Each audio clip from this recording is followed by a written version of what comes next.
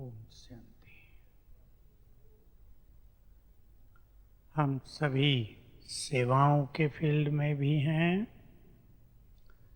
और श्रेष्ठ पुरुषार्थ भी हमें करना है। संगठन में सभी रहते हैं। हमारी संगठन की शक्ति सेवाओं को सहज और सफल कर देती है। जहाँ संगठन एकजुट नहीं होता वहाँ हमारी शक्तियाँ भी बिखर जाती हैं और थोड़े काम में बहुत समय लग जाता है। मैं पहले आपको एक बहुत अच्छी बात याद दिलाऊं बाबा की, जो आज मुझे सवेरे से याद आ रही थी। अपने श्रेष्ठ लक्ष्य को पाने के लिए, लक्ष्य पे हम आएंगे अभी, एक बहुत सुंदर स्लोगन सभी अपने पास रख लें। No complaint, no question. याद होगा आपको बाबा का महावाक्य। जो कंप्लेंट करते रहते हैं वो कंप्लीट नहीं बन पाएंगे। बहुतों से मिलते हैं, आप लोग भी मिलते होंगे, सब दूसरों की कंप्लेंट करते हैं। मेरे साथ उसने ऐसा किया, वहाँ ऐसा हो रहा है, वो ऐसा कर रहे हैं। ये कंप्लेंट हमारे मन को कैसा कर देती है? बोलो।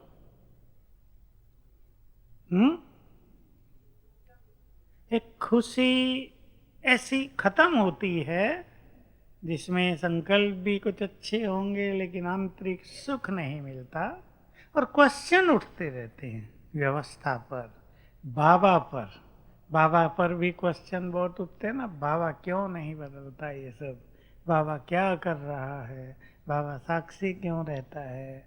पर बाबा ने बता दिया जो कुछ हो रहा है राइट हो रहा है। अब खराब तो बहुत कुछ हो रहा है। राइट या ब्राइट?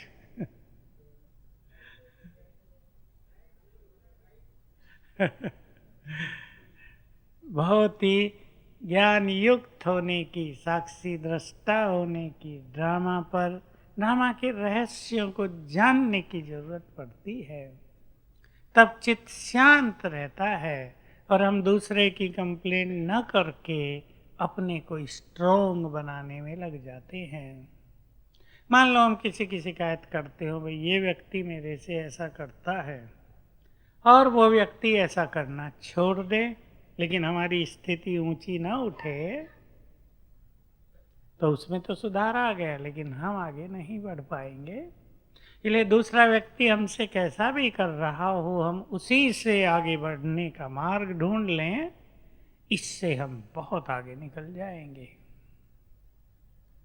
तो इस बात का सभी को ध्यान रखना है, क्योंकि समय तेजी से, जो बाबा के शब्द थे, नाजुक होता जाता है। याद है ना?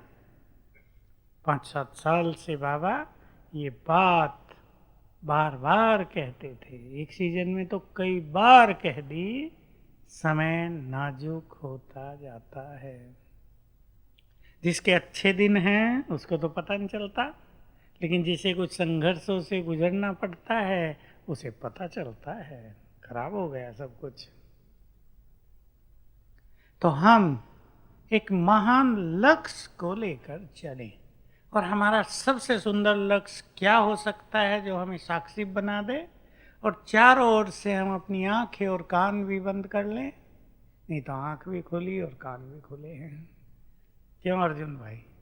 और सब कुछ दिख रहा है, सब कुछ सुनाई दे रहा है। एक मुझे कह रहे थे, अरे वहाँ जाने से तो सफोकेशन होता है, मैं तो जाता ही नहीं, बहुत संकल्प चलते हैं। कौन सा महान लक्ष्य नायब भाई? बोलो।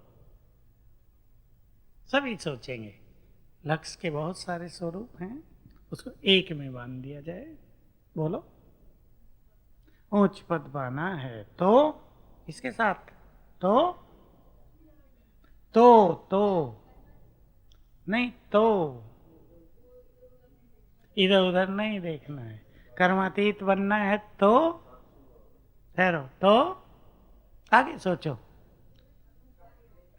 बोलो। पुरुषार्थ तेज करना है। मैं फिर वही पूछ रहा हूं, तो आप कहेंगे तो कहां से आ गया आज?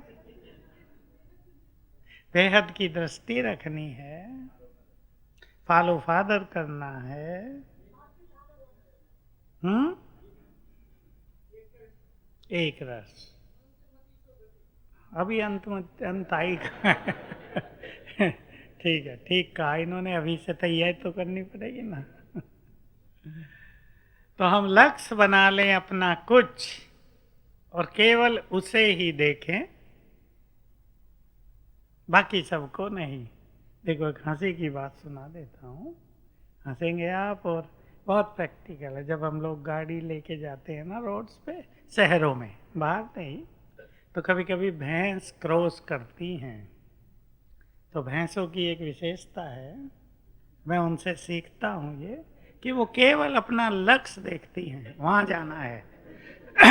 आप गाड़ी आ रही हो या ट्रक आ रहा हो, आप हॉर्न बजा रहे हो या कुछ भी कर रहे हो, वो देखेगी भी आपकी ओर तो फिर चल देगी लक्ष्य। रहता है या नहीं? आपने भी देखा होगा जो गाड़ी चलाते हैं, आखिर गाड़ी रोकनी पड़ती है, इन्हें लक्ष्य पे पहुंचने दो, फिर हम अपने लक्ष्य पर चले। हम भी केवल लक्ष्य को देखें। सोच लें सभी, इधर उधर की बातें हैं बहुत दुनिया में, सब जगह हैं, और मन में क्वेश्चंस उठते हैं, क्यों, ये क्या हो रहा है। पर अगर हम ड्रामा की गुह्यता को, कर्मों की गहन गति को ध्यान में लाएं, तो क्या हो रहा है अब? सभी इस पे चिंतन करेंगे, क्योंकि सभी को कर्मातीत होना होगा। कोई पुरुषार्थ से होंगे, कोई दूसरे ढंग से होंगे। तो सभी के दबे हुए संस्कार भी बाहर आएंगे। किसी के आने शुरू हो गए, किसी के आएंगे। पहले ही आ जाएं तो बुद्धिमान और श्रेष्ठ पुरुषार्थी उन्हें नष्ट कर सकता है, लेकिन अंत में आए तो वो नष्ट कर देंगे। तो एक चीज ये हो गई है, इन संस्कारों के कारण संबंधों में कहीं ना कहीं टकराव होता है। सेवाओं में भी हम साथी बने हैं, तो सेवाओं में भी वही तो साथी बने हैं ना जो कहीं ना कहीं साथ रहे हैं कल्प में। तो उनके कर्मों के हिसाब किताब, संस्कारों की और विचारों की भिन्नता के कारण कहीं ना कहीं टकराव होता है। इस टकराव से हमें स्वयं को बचाना है। हम लक्ष्य बना लें अपना। एक बहुत सुंदर बात जो मैं आप सबको सदा कहता हूँ, आपको ही नहीं, अपने को रोज याद दिलाता हूँ। कहीं भी मेरी इधर उधर बुद्धि जाए, मुझे फट से ये याद आता है, क्योंकि सब कुछ तो देखने और सुनने में आता है। फट से याद आता है कि हमें और चीज़ों में न जाकर अपने अंदर बहुत ज़्यादा स्पिरिचुअल पावर भरनी है। सरल शब्दों में, ईश्वरीय खजानों से स्वयं को संपन्न करना है, ताकि आगे आप बोलेंगे जगन्नाथ भाई, बोलो, ताकि सब जानते हैं आप, आने वाले समय में हम दूसरों को बहुत मदद कर सकें। हमारा ये सुंदर लक्ष्य होना चाहिए कि आने वाले समय में हमें संसार की बहुत आत्माओं को मदद करनी है। बोलो, किस किस के मन में ये आवाज उठती है? ठीक है, उसके लिए हमें अपने को ईश्वरीय शक्तियों से भरना है। ये एक लक्ष्य ले लें, ठीक है, ये इसमें सब आ जाएगा। हम कर्मातीत की अवस्था की ओर भी चलेंगे। मैं इस कर्मातीत को विकर्मातीत भी कहता हूँ। विकर्मों से परे हो जाए हम, न केवल विकर्म नष्ट कर लें लेकिन हमसे कोई विकर्म हो भी नहीं, और कर्म के प्रभाव से भी ऊपर उठ जाए, कर्मातीत। कर्म जो हम सारा दिन करते हैं उसमें हमारी बुद्धि पूरी तरह व्यस्त हो जाती है, ये सबके साथ होता है। तो कर्म में रहते हुए कर्म के इफेक्ट से ऊपर रहकर कुछ अच्छे अभ्यास करते रहें, ये कर्मातीत अवस्था की तैयारी है। तो हम एक महान लक्ष्य को लेकर चलें। और 5-7 दिन से मुझे एक बात बहुत ख्याल में आई, मैं बाहर था, देखते हैं सबको, देखते हैं ना कौन कहाँ बिजी हो गए हैं, ब्राह्मण भी, कौन किस में लगे हैं। बहुत अच्छी आत्माएं मिलती हैं, बहुत अच्छी आत्माएं भी मिलती हैं। मुझे एक ने कहा, आप तो कहते हो 8 घंटे ये अभ्यास करो, मैं तो सारा दिन करती हूँ। झूठ नहीं है, करते हैं, लगे रहते हैं। एक माता आ जाई मेरे पास, विदेश के थे ये 3, एक ही परिवार के। कहा जब तक मैं तो पहली बार सुना, ये आप भी पहली बार सुनेंगे। रोज टाइम भी उसने बताया, पता नहीं 6 से 9 बताया, जैसे हमको बताया, 108 बार सुदर्शन चक्र का अभ्यास न कर लूं, मुझे लगता है कुछ मजा नहीं आ रहा है। तो देखिए ये भी एक लगन है ना, चाहे उससे कितना भी हो रहा हो, ज्ञान में वो 7 साल से ही है, कितना भी हो रहा हो, लेकिन कोई भी अभ्यास करने के प्रति ऐसी लगन रखना, ये बहुत अनुपम बात है ना। हम सब किसी भी बात को अभ्यास में लाने के लिए ऐसी लगन धारण कर लें।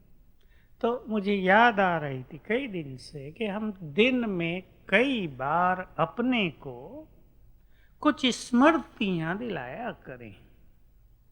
हम 2-4 स्मृतियां अपने पास रख लें, अब हम वो सब करेंगे और अपने को उसको याद दिलाकर जागृत करें। ये हमें अपने को जगाना होता है ना। अब वो कुछ स्मृतियां हम निकाल लें जिनसे हम अपने को जगाते रहेंगे, ताकि कर्मों का इफेक्ट हम पे हावी ना हो जाए। ठीक है ना। कर्म में कभी कभी हर मनुष्य इतना बिजी हो जाता, हम भी हो जाते, हम देखते हैं। तभी मुझे ये संकल्प हुआ कि उससे ऊपर रहने के लिए हम कुछ स्मृतियां रख लें। बोलो कौन कौन सी, जो हमें जागृत रखेंगी। मैं पूर्वज हूं, तो मुझे सबकी पालना करनी है। बहुत जागृति दिलाएगी ये। मैं विश्व कल्याणकारी हूं, मेरे संकल्पों के वाइब्रेशंस भी विश्व का कल्याण करेंगे, मेरी शुभ भावनाएं भी विश्व की आत्माओं को बल देंगी, मेरी प्योरिटी भी प्रकृति को बदलने में बहुत बड़ा काम करेगी। स्मृति है ये। और बोलो महेश बाबू। मैं आधार मूर्त उद्धार मूर्त, बहुत सूक्ष्म बात है। इसको मैं बाबा के पिछले कुछ शब्दों में कह दूं, सृष्टि की स्थिति का आधार तुम्हारी स्थिति है।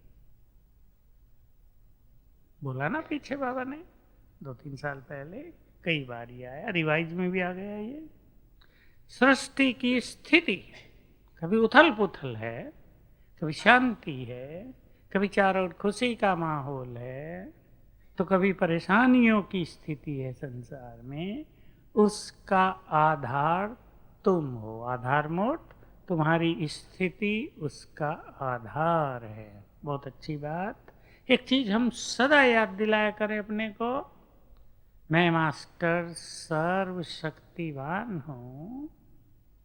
ये बातें या समस्याएं बहुत छोटी हैं, बड़े तो हम हैं, बड़ा तो हमारा बाबा है। ऐसी कुछ स्मृतियां हरेक अपने पास रख लें।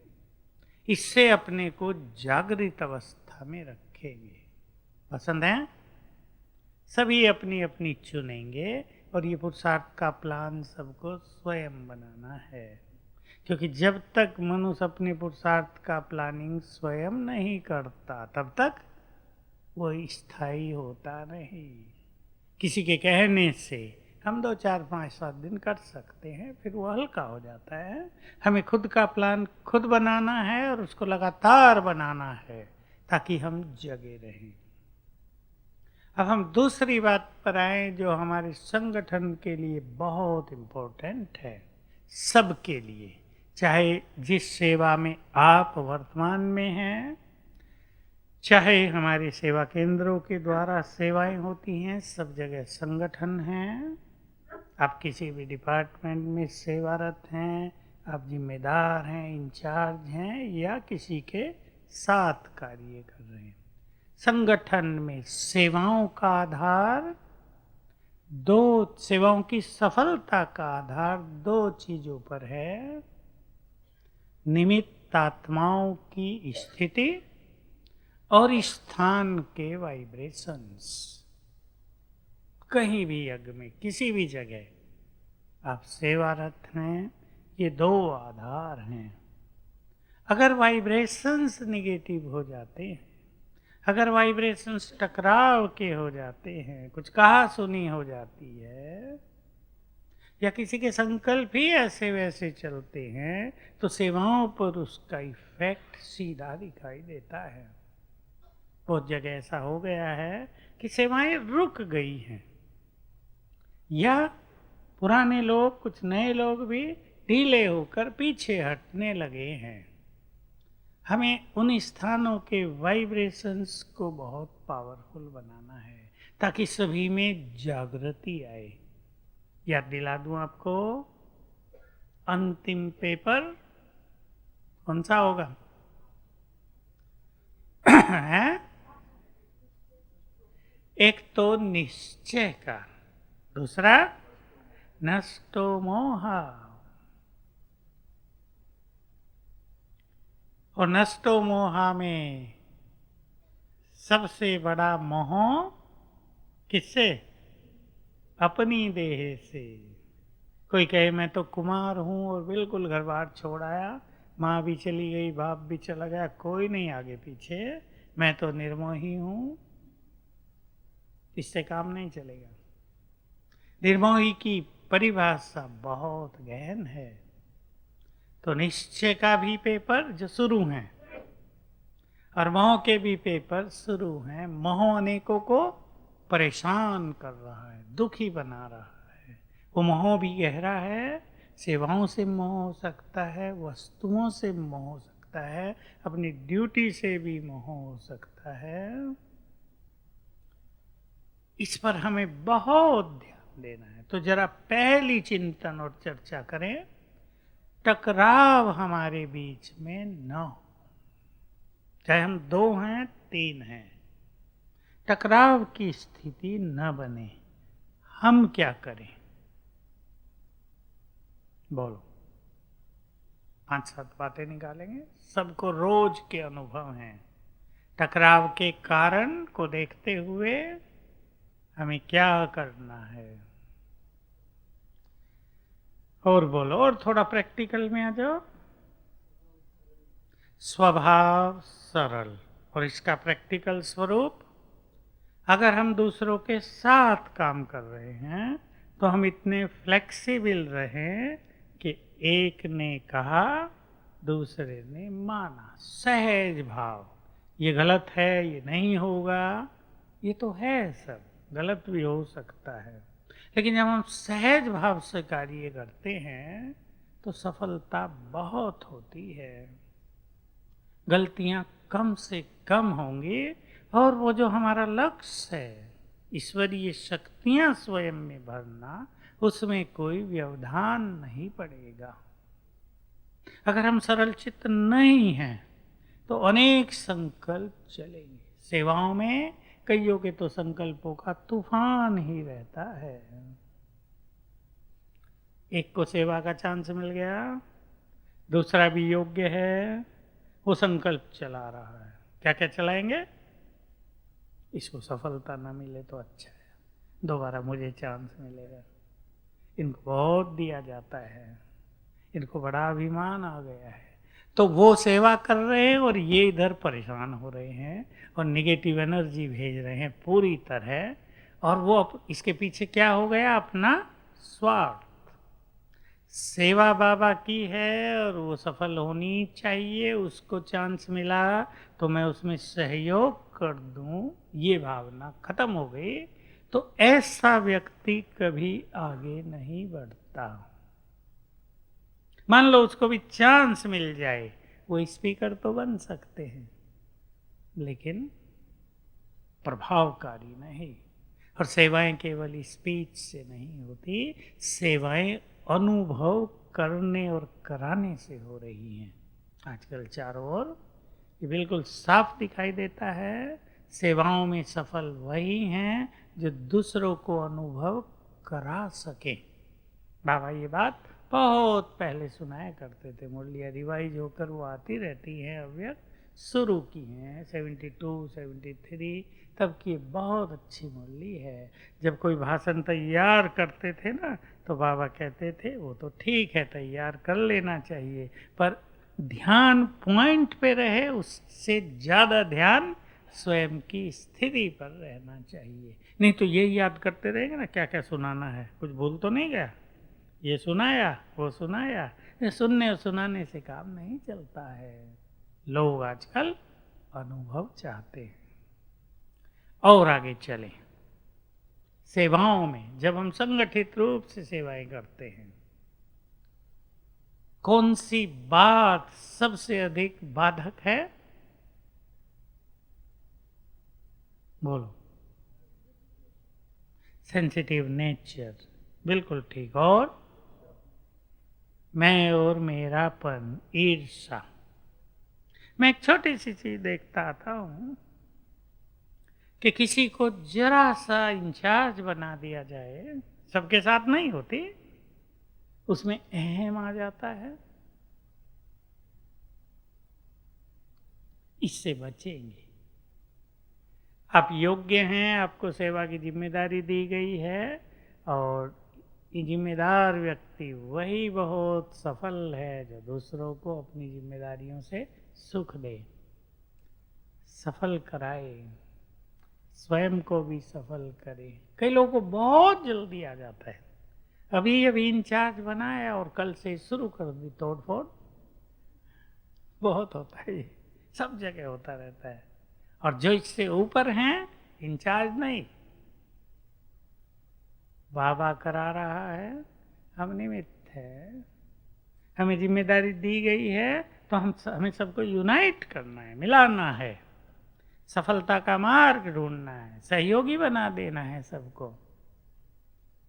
नहीं तो टूट फूट हो जाती है और इसका नुकसान स्वयं को भी बहुत होता है। और कई लोग तो ये यज्ञ का नियम है ऐसी बातें कह के अपना स्वार्थ पूरा कर लेते हैं। तो हम सभी संगठन में निमित्त भाव धारण करके अपनी जिम्मेदारियों को संभालेंगे। जैसे सीमा बहन ने कहा, सेंसिटिव नेचर ना हो, बहुत फीलिंग आना, कुछ भी सुनने को तैयार ही ना रहना। जिनकी सेंसिटिव नेचर होती है उनको कोई कुछ कह भी नहीं सकता और इससे उनकी प्रगति रुक जाती है और वो वहीं के वहीं रह जाएंगे। उनको फीलिंग आती रहेगी, दूसरे आगे निकल जाएंगे, वो पीछे के पीछे रह जाएंगे। इसलिए हमारी सेंसिटिव नेचर, जिससे निगेटिव एनर्जी फैलती है, जिससे हमें भी बहुत परेशानियां होंगी। बाबा के शब्दों में तो फीलिंग आना माना आधी मृत्यु। फेल तो हैं, फ्लू भी है, बहुत सारे शब्द बाबा इस पे बोले हैं कभी। आजकल नहीं आती ये बातें, लेकिन साकार के समय और थोड़ा अव्यक्त पाठ 5-7 साल ये सब बहुत चला। अर्जुन भाई को याद होगा, प्रोफेसर साहब को भी याद है ना, फीलिंग पे बाबा बहुत ध्यान दिलाते थे। फीलिंग माना फुल नहीं, फीलिंग प्रूफ होना है तो फुल बनो। और जो फुल हैं वही परफेक्ट हैं।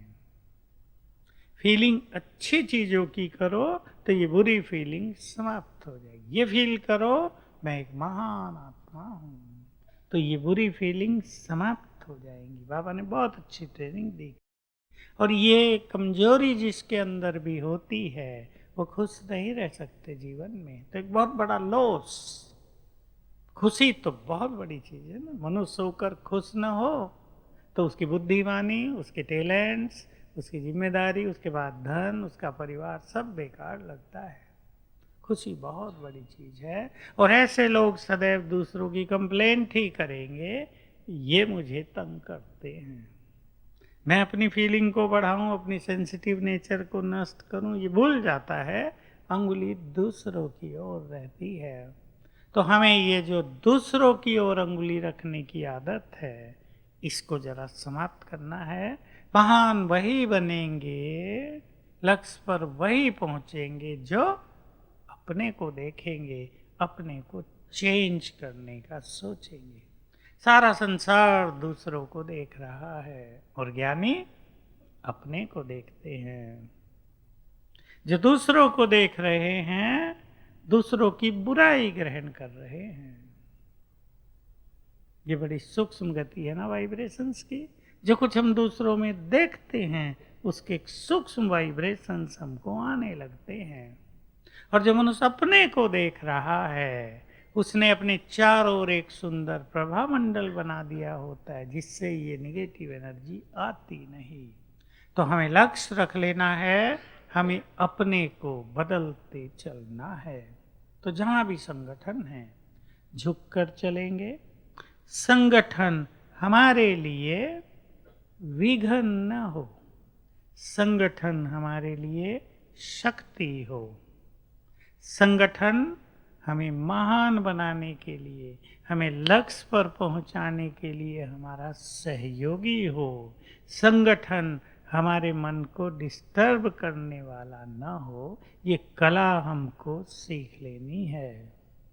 और जिसकी कुछ भी समझ में ना आए वो कुछ छोटी छोटी चीजों को छोड़कर अपने श्रेष्ठ पुरुषार्थ में लग जाएं, तो सब बातें धीरे धीरे समझ में आ जाएंगी कि हमें कहाँ स्वयं को चेंज करना है। नहीं तो मैं राइट हूँ, जिसको फीलिंग आ रही वो भी यही सोच रहे मैं राइट हूँ, जिसने फीलिंग दिलाई वो भी यही सोच रहे मैं राइट हूँ, तो एक तो रोंग होगा ना।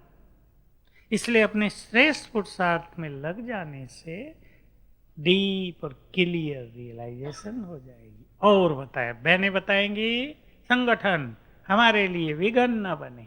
सबको अनुभव है? बोलो। हाथ उठा के जरा।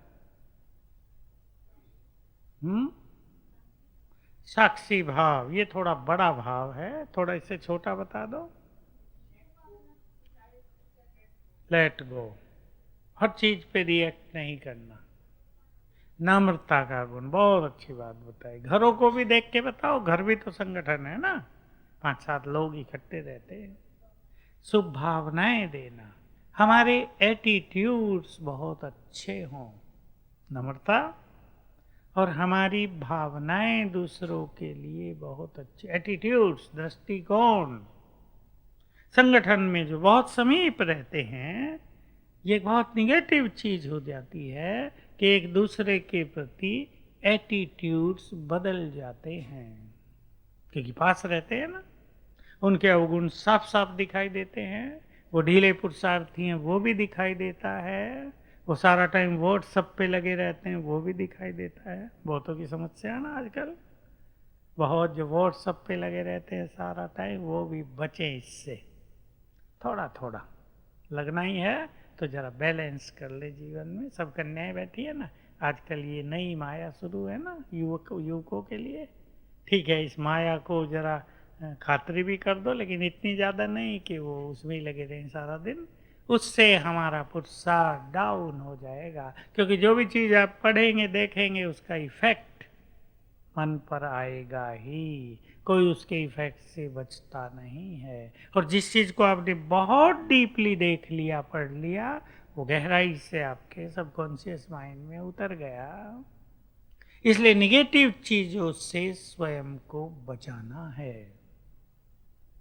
नम्रता, एटीट्यूड की बात आज मुझे याद आई विशेष रूप से। आज ऐसे ही एक ग्रुप मिलने आया तो एक बहन जी ने मुझे सुनाया, मैं अपने परिवार के लिए रोज 2-4 बार ये संकल्प करती हूँ, ये सब देव कुल की महान आत्माएं हैं, तो सब में चेंज आती जाती है।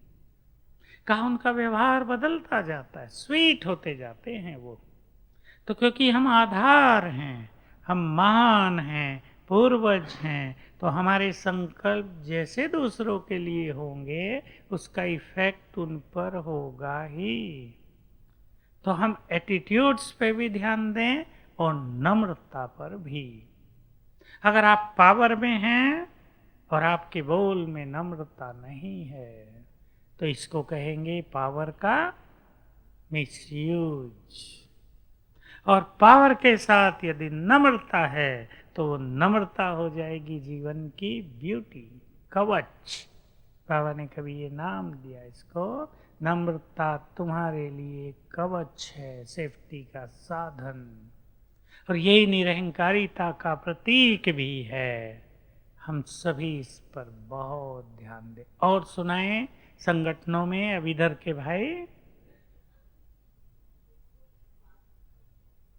दूसरों की बातों का, उनके विचारों का सम्मान करना। बहुत प्रैक्टिकल सुंदर चीज है ये। विशेषताओं को देखना, उससे वाइब्रेशंस बहुत लविंग हो जाते हैं, लवली एटमॉस्फेयर हो जाता है जब हम दूसरे की विशेषताओं को देखते हैं। देखो आप इसको इस बात से ध्यान दें, हमारे यहाँ अब हजारों लोग आ गए, 20,000 हो रहे आज। जो भी आ रहे हैं वो ये देखते हैं, ओह कितना अच्छा है, बहुत सुंदर, वाह वाह। तो उनकी अपनी फीलिंग गुड रहेगी ना। और उनमें से यदि 20,000 में से 200 ऐसे लोग हैं जो ये देख रहे हैं, या ये क्या कर रहे हैं, देखा भोजन ज़्यादा ले लिया फेंक रहे हैं अभी, और कुछ देखा बाथरूम में गंदा कर रहे हैं, इनको अकल ही नहीं, पता नहीं कहाँ कहाँ से लोग आ गए, तो क्या होगा यहाँ का जो सुख है वो ढीला पड़ जाएगा उनका। हम यदि दूसरों की अच्छाइयों को देखते हैं तो वाइब्रेशंस बहुत आकर्षक जाते हैं। और बोलो पीछे वाले, अब दूसरों को आगे बढ़ाना, दूसरों को सम्मान देना, दूसरों को आगे बढ़ाना, ये हमारे संगठनों के लिए बहुत बहुत इम्पोर्टेंट चीज है। अभी अभी मैं कहीं था, एक माता पिता अपनी लड़की को लाए, जिसने एमटेक किया है। अब ये कहती है मैं समर्पित होना चाहती हूँ, नौकरी नहीं करूँगी, एमटेक। मैंने उसको भी देखा और माँ बाप से पूछा आप लोगों की क्या इच्छा है। कहा नहीं, जो जिसमें ये राजी हम उसमें राजी हैं, हमें कोई इच्छा नहीं कि ये नौकरी करे। हमने, इसने एक अच्छी क्वालिफिकेशन ले ली है और अब ये अगर सेवा में लगना चाहती है तो हमारी बहुत शुभकामनाएं हैं, हमारी पूरी छुट्टी है। तो मैं उसको देखकर मेरे मन में कई विचार जागृत हो गए संगठनों में। अब उसने एमटेक किया है, देखिए उसकी भी इच्छा हो सकती है मुझे अच्छी अच्छी सेवाओं का चांस मिले। जो उसके साथी होंगे उनकी इच्छा होगी, ये कल की नई लड़की है, ये आगे बढ़ गई, हम पोछा ही लगाते रहे 10 साल से, इसको आगे नहीं बढ़ने देंगे, खींचो इसकी टांगे पीछे। तो मैं उसको देखा और मैंने कहा देखो आपको त्याग भी करना पड़ा। ये बात उसको मैंने नहीं कही, मैंने कहा इस क्वालिफिकेशन को एक तरफ रखकर आप स्पिरिचुअल क्वालिफिकेशन अपने में भरो। त्याग तपस्या का जीवन यदि आपको प्रिय हो तो आपका समर्पित जीवन सफल हो जाएगा। नहीं तो ये होता है ना, जो वेल क्वालिफाइड है, वेल क्या हाईली क्वालिफाइड हो गए ना बीटे एमटेक वाले, अब वो जरूर चाहेगी हम अच्छे अच्छे टैलेंट्स हमारे अंदर हैं, हम भाषण करना सीखें, हम इन टॉपिक्स लें और लोगों की सेवा करें। लेकिन जो दूसरे हैं, जो पुराने हैं 10-20 साल के, उनके मन में जो विचार आ रहे वो भी कहीं ना कहीं ठीक हैं। अब यहाँ एक सुंदर बैलेंस लेके चलना। बड़े जो जिम्मेदार हैं, जो इंचार्ज हैं, वो कैसे इस बात में हार्मनी पैदा करते हैं, उसको भी आगे बढ़ाते हैं और उनको भी संतुष्ट रखते हैं ये जो इंचार्ज होते हैं, निमित्त होते हैं, उनके ऊपर डिपेंड करता है। तो संगठन में दूसरों को आगे बढ़ाना, और विशेष रूप से अगर हमें योग्य लोग मिल रहे हैं तो उनकी योग्यताओं का फायदा उठाना। क्या समझते हैं सभी? टीचर बहनें बहुत बैठी हैं, क्या समझती हैं टीचर बहनें? अगर हमें योग्य हैंड मिल रहे हैं, उनकी योग्यताओं का फायदा उठाना, ये बुद्धिमानी है। ये बुद्धि तो किसका फायदा हुआ? यज्ञ का, बाबा का। और मैंने ऐसी बहुत बहनें भी देखी हैं जो बेचारी ज़्यादा पढ़ी लिखी नहीं है, पर इंचार्ज वो हैं, और नए जो आ रहे हैं पढ़े लिखे, उनको कहते हैं सेवा तुम करो, हम हैं इधर। खाना भी खुद बना देती है। मैं तो एक बहन का देखा जो दादी थी, और जब तक कन्याएं सब सो के उठें 4 बजे तक, वो सेंटर का झाड़ू पोछा लगा के तैयार रखती थी। वो सब उसको कहती थी, दादी आप ये क्या करती हो? अरे नहीं, तुम सब सेवा करो फील्ड में जाके। मैं नहीं करती तो घर की तो कर लूँ। देखो ये महानताएं हैं ना। तो ऐसी आत्माओं की सेवा बहुत बढ़ जाती है। और मैं हमेशा कहा करता हूँ, तो भंडारी किसकी भरेगी? वो तो तुम्हारी भरेगी ना। नाम किसका होगा? भाई फलानी बहन सेंटर इंचार्ज, उसकी सेवा इतनी ज़्यादा है। और ऐसी बहुत बहनें हैं जो इस तरह दूसरों को आगे बढ़ाते हैं, तो उनके पास समर्पित होने वालों की लंबी लिस्ट रहती है। और कहीं ऐसा भी होता है कि बहुत कम होते हैं। तो हम संगठन को इस तरह अट्रैक्टिव बनाएंगे। और अगर हमारे कारण कहीं संगठन कमजोर पड़ रहा हो तो हमें क्या करना चाहिए? अपने को बदलना चाहिए, और जरूरत पड़े तो किनारा हो जाए, ताकि बाबा की सेवाओं में व्यवधान न पड़े। हमें कुछ लॉस हो, लेकिन यज्ञ को लॉस न हो, तो यज्ञ का मालिक हमें लॉस होने ही नहीं देगा ना, सब कुछ भरपूर कर देगा। तो इस तरह सभी एक महान लक्ष्य को लेकर आगे चलेंगे।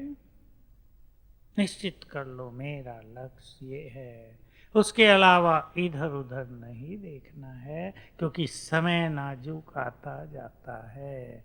कब क्या रुख ले खेल ड्रामा, ये किसी को पता नहीं। आज हम सुख शांति पूर्वक बैठे हैं, कल क्या होने लगे किसी को कुछ पता नहीं। अब बाबा आ रहे पुनः हमारे बीच में, और अब बाबा की दृष्टि, उसका प्यार, उसकी पालना तो सबको आनंदित कर रही है। तो अगले 3 दिन सभी बहुत अच्छे अभ्यास करेंगे। पहला दिन कल का बिल्कुल सिंपल सिंपल, मैं पद्मा पदम भाग्यवान हूँ।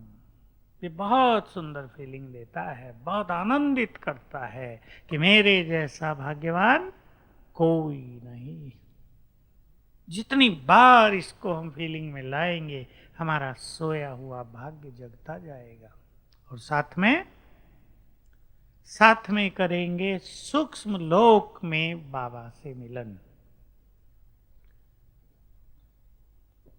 बाप दादा से मिलन, उनकी दृष्टि लेंगे।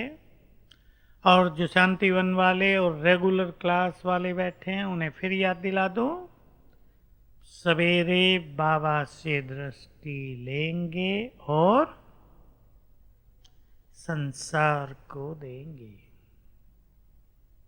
बहुत सुंदर फीलिंग है ये। मैं विश्व कल्याणकारी हूँ, या पूर्वज हूँ, या इष्ट देवी हूँ, एक अच्छे स्वमान में स्थित होकर संसार को दृष्टि देंगे। और ये काम टीचर बहनों को तो रोज सवेरे करना ही है। सेकंड डे, संडे की मुरली में था बहुत अच्छा। बाबा सिर के ऊपर छत्र छाया है, याद है ना? छत्र छाया। मैं मास्टर सर्वशक्तिमान और सर्वशक्तिमान परम धाम से नीचे उतरते, उनको उतरते देखेंगे, और धीरे धीरे आकर हमारे सिर के ऊपर छत्र छाया बन जाते हैं।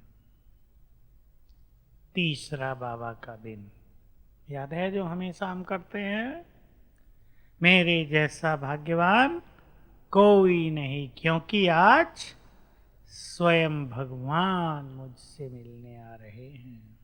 और फिर ऊपर को देखेंगे, ज्ञान सूर्य धीरे धीरे मुझसे मिलने आ रहे हैं। अभी करें अभ्यास। धीरे धीरे नीचे आ रहे हैं और आ गए मेरी आंखों के सामने। सामने से उनकी किरणें पड़ रही हैं। तीनों दिन ये बहुत अच्छे अभ्यास करेंगे और चारों ओर अच्छे वाइब्रेशंस फैलाते रहेंगे, ताकि आने वाले भाई बहनें और अच्छे से अच्छा मिलन का अनुभव करें। ओम शांति। चलो अभी बाबा ज्ञान सूर्य आंखों के सामने है। इस गुड फीलिंग में बैठेंगे और सामने से उनकी किरणें मुझ पर पड़ रही हैं।